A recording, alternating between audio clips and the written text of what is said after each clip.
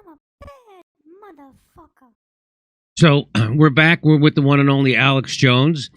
And I wanted to show this clip from Tucker Carlson. It's a very short clip, and I wanted to get your reaction to it. If you live in a society where the people in charge just want to sell you out to get rich, that's bad. But that's not what we're watching. We're watching something much darker than that. So the objective of, I would say, the entire administration and its enablers in the Republican Party, which is most elected officials there, is to destroy the United States, the recognizable United States, the country you grew up in, the country you've been living in, say, 10 years ago. And that's kind of obvious to everyone. But too few people pause and ask, well, what is that? Like, these people live here. They don't all have secret island getaways, especially now that Epstein is gone.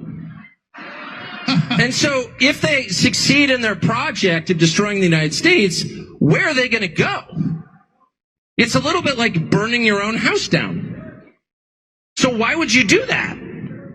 That's not just an act of destruction, it's an act of self-destruction. So is that a political program? No. A political program is designed to help the people who institute it and their voters and donors. Their program helps nobody.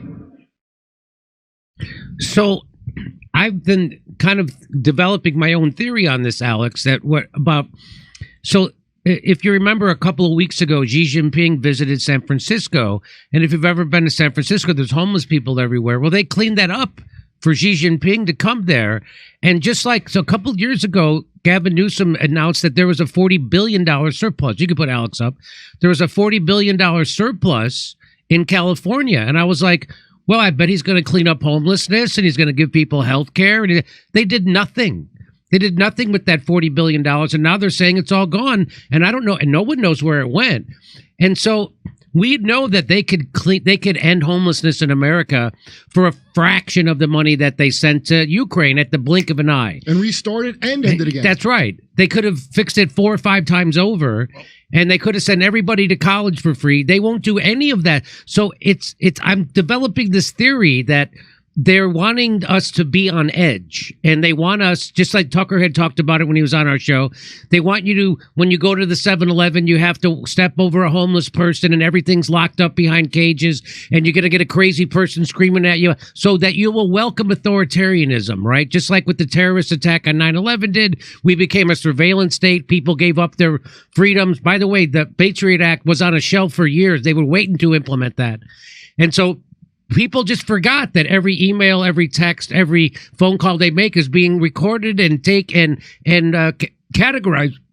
and collected by the government. And so I'm starting to develop this theory. They keep saying that Trump and Trumpers are going to start a civil war. The people starting a civil war are the corporate media, which are beholden to a handful of billionaires, which are beholden to no country. And it's like they want us fighting. They want us at each other's throats. They want homelessness here. That's why they won't fix it. They want everybody to be on edge and afraid. And that's what and they're wrecking the country. That's why the border's open for many reasons. But we'll talk about that in a second. But just go ahead and respond to what I said and what Tucker said. Well, that's a profound clip by Tucker. I've heard him say similar things, but I hadn't seen that clip. And I really am an expert on this because I read the writings voluminously of kind of the high priest of these people that you all know are Harari's and folks.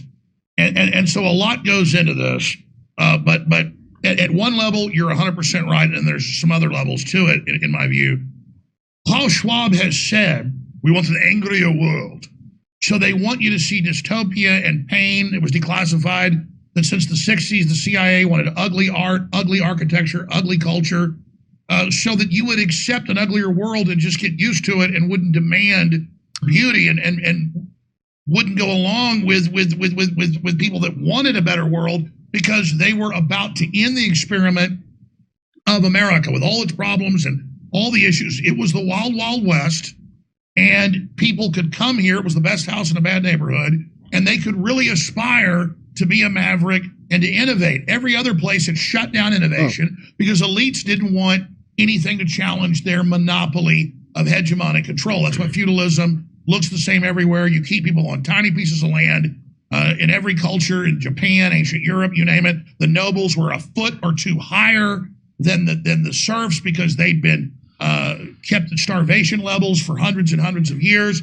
It's a management system to keep people dumb and poor. You know, like the famous comedian George Carlin said, they want you dumb, they want you stupid, and just passive enough to do the work until you retire, and then they can steal your pension. And so now, with robots and all the rest of this stuff, they don't even need people. Life was always cheap. Now it's seen as we're eating up their resources. So they don't want the world to aspire to a two-car garage and a vacation and healthcare and a small swimming pool in the backyard and access to medical care. With all this technology and all this science, we should be working, they have all the actuaries 2-3 days a week, living like kings. But instead, they set up legal systems and corporate systems and tax systems that tax the middle class and the poor, give people benefits only for the social controls that come out of it, so they can manage us as serfs. But then it gets worse. If you talk to, when I've covered Bilderberg myself more than 10 times, my crew many other times, we get into the hotel a few days before they close it, and I hand out a card and I say, when the Bilderberg